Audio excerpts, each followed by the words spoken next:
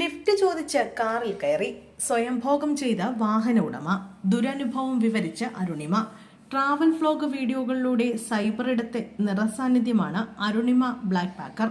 ഒറ്റയ്ക്ക് ലോകം ചുറ്റുന്ന അരുണിമയ്ക്ക് നിരവധി ആരാധകരാണുള്ളത്.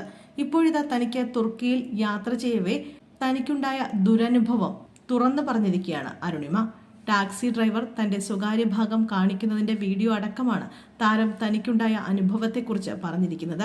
54 രാജ്യങ്ങൾ സഞ്ചരിച്ചിട്ടും ഇത്രയും മോശം അനുഭവം എവിടെ നിന്നും ഉണ്ടായിട്ടില്ലെന്നാണ് താരം വീഡിയോയിൽ പറയുന്നത്.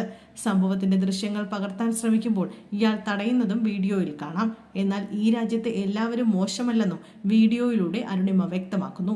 തുർക്കിയിലെ നെഫ്ഷീർ എന്ന സ്ഥലത്തേക്ക് പോകാൻ ലിഫ്റ്റ് നോക്കി നിൽക്കുകയായിരുന്നു അരുണിമ. ഒരുപാട് നേരം കാത്തുനിന്ന ശേഷം അരുണിമയ്ക്ക് ഒരു ലിഫ്റ്റ് ലഭിച്ചു. ഇതിനിടെ കാറിന്റെ ഡ്രൈവർ അരുണിമയോട് അശ്ലീലമായി സംസാരിക്കാൻ തുടങ്ങി. പിന്നാലെ സ്വയംഭോഗം ചെയ്യാൻ ആരംഭിച്ചു. അരുണിമ ഇത് ചോദ്യം ചെയ്യുന്നുണ്ടെങ്കിലും അയാൾ ഇത് തുടർന്നുകൊണ്ടേയിരുന്നു. പിന്നീട് അരുണിമയെ ഒരു ഫ്യൂവൽ സ്റ്റേഷനിൽ ഇറക്കിവിട്ട ശേഷം അയാൾ പോവുകയായിരുന്നു. ഒരുപാട് ചിന്തിച്ചതിന് ശേഷമാണ് ഞാൻ ഈ വീഡിയോ ഇട്ടത്. എൻ്റെ നല്ലതും മോശവുമായ അനുഭവങ്ങൾ ഞാൻ സോഷ്യൽ മീഡിയയിൽ ഇടുന്നു. ഈ വീഡിയോ ഇടുമ്പോൾ ഒരുപാട് ആളുകൾ എന്നെ കുറ്റപ്പെടുത്താനും നെഗറ്റീവ് പറയാനും ഉണ്ടാകുമെന്നറിയാം.